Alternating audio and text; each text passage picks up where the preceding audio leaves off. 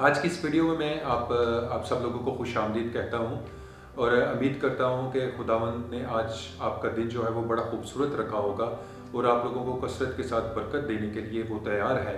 लेकिन उससे सबसे पहले जो है हमें अपने आप को जो है वो तैयार करना है खुदा के कलाम के मुताबिक, उसके अहकामात के मुताबिक। तो आज की इस वीडियो में 3 पॉइंट जो है हम उसको डिस्कस करेंगे। लेकिन पार्ट 1 में हम लोगों ने सीखा था कि एक दूसरे के लिए दुआ करें ताकि शिफा पाएं। अगर आपने वो वीडियो नहीं देखी तो ज़रूर देखें।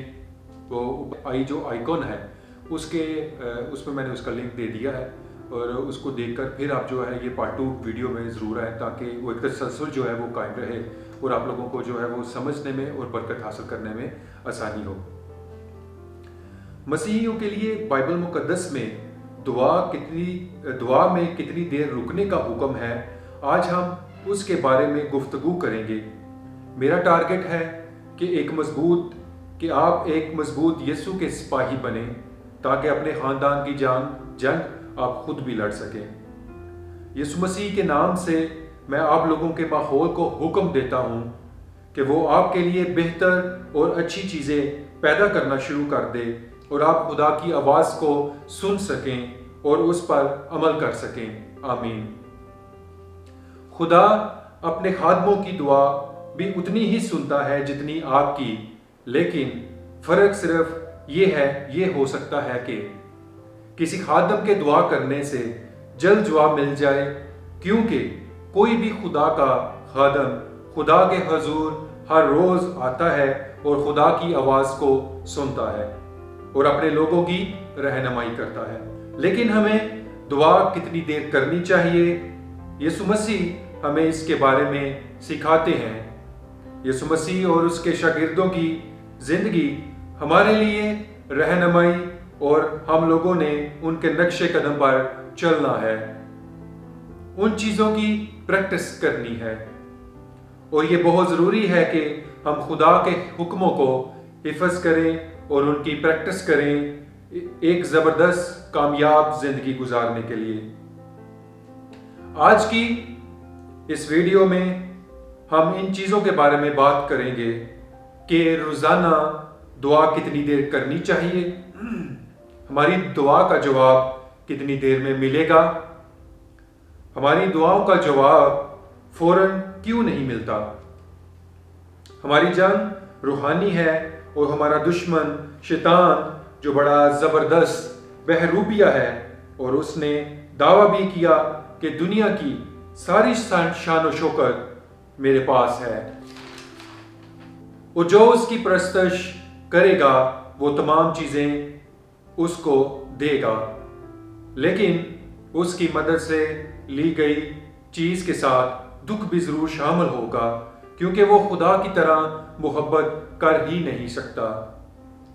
और उसने ये हरबा यीशु मसीह पर भी इस्तेमाल किया था जब यीशु मसीह को 40 दिन फाका करने के बाद भूख लगी और दुनिया की सब सल्तनतें और उनकी शान व शौकत दिखाकर और यीशु मसीह को कहा कि उसे सजदा कर और तमाम दुनिया की शान व शौकत उसे देगा। पर यीशु मसीह मुजस्मे कलाम हैं और उन्होंने उस वक़्त कलाम के अंदर से ही जवाब दिया। ये तमाम चीज़ें खुदा के कहने से, खुदा के कलाम से वजूद में आई हैं और जब हम खुदा के फर्जंद यीशु मसीह पर ईमान लाने से बनते हैं तो इन चीज़ों के मालिक बन जाते हैं। बस हम लोगों ने इसको क्लेम करना है खुदा के कलाम को इस्तेमाल करते हुए, क्योंकि खुदा के कलाम से और उसके खादमों की ज़बान से निकले हुए अल्फाज चीज़ों को तख्लीक करते हैं, चीज़ें वजूद में आती हैं। लेकिन जब हम बालिग हो जाएंगे, चीज़ों को इस्तेमाल करना आ जाएगा, खुदा हमें चीज़ें देता जाएगा। सबसे पहले हम तीसरे पॉइंट पर गुफ्तगू करेंगे कि हमारी दुआओं का जवाब फौरन क्यों नहीं मिलता। असल में हमारी जंग रूहानी है जो आसमानों पर लड़ी जाती है और हमको नज़र नहीं आती। उसके मुतालिक आप लोगों को बताना चाहता हूँ जो हम अपनी आंखों से देख नहीं सकते। لیکن وہ ہو رہی ہیں اور ہم یہ سمجھتے ہیں کہ ہماری دعائیں سنی نہیں جاتی۔ خدا ہماری دعا کا جواب نہیں دیتا اور ہم دعا کرنا چھوڑ دیتے ہیں۔ جیسے میں نے آپ لوگوں کے ساتھ پہلے ذکر کیا تھا کہ بائبل مقدس میں لکھی ہوئی چیزیں ہماری رہنمائی کے لیے ہیں۔ وہ سب خدا نے حکم دیا تھا اپنے لوگوں کو اور نبیوں کو، تاکہ آنے والی نسلوں کے لیے گواہی ہو اور لوگ اپنی زندگیاں بہتر طور پر گزار سکیں خدا کی مرضی کے مطابق۔ جو ہم بائبل مقدس میں پڑھتے ہیں یہ سب کچھ خدا نے لکھوایا تھا، اور کچھ جگہ خدا نے خود چیزیں بنا کر اور لکھ کر انسان کو دیں۔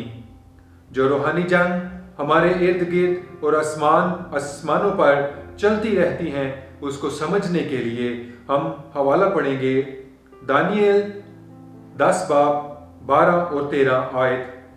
تب اس نے مجھ سے کہا، اے دانیل خوف نہ کر، کیونکہ جس روز سے تو نے دل لگایا کہ سمجھے اور اپنے خدا کے حضور عاجزی کرے، تیری باتیں سنی گئیں اور تیری باتوں کے سبب سے میں آیا ہوں۔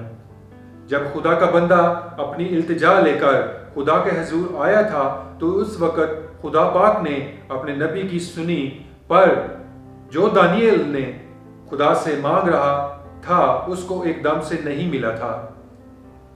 آگے لکھا ہے، پر فارس آج کا ایران، پر فارس کی مملکت کے موکل نے 21 دن تک میرا مقابلہ کیا۔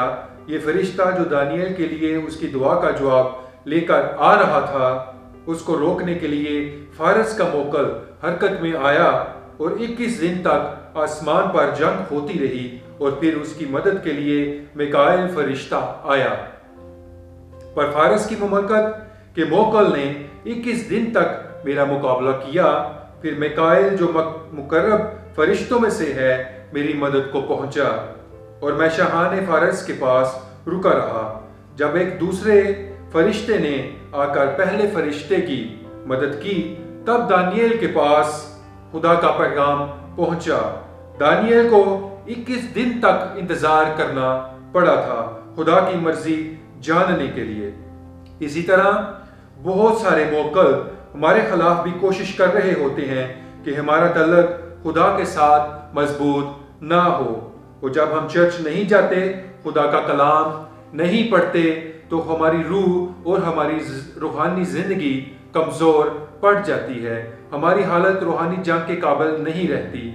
کوئی بھی جنگ یا مقابلہ جیتنے کے لیے تیاری کرنی پڑتی ہے، اور جب ہماری تیاری ہوگی تو ہماری دعا کا جواب جلدی ملے گا۔ یہ ہمارا دوسرا پوائنٹ تھا۔ پہلا پوائنٹ تھا کہ دعا میں کتنی دیر رکنا چاہیے۔ یسوع مسیح نے مختلف جگہوں پر دعا کرنے کی تلقین کی، لیکن 2 اہم پوائنٹ بڑے اہم ہیں۔ لوکا 18 باب اس کی 1 آیت، پھر اس نے یعنی یسوع مسیح نے اس غرض سے کہ ہر وقت دعا کرتے رہنا اور ہمت نہ ہارنا چاہیے کے متعلق سکھایا۔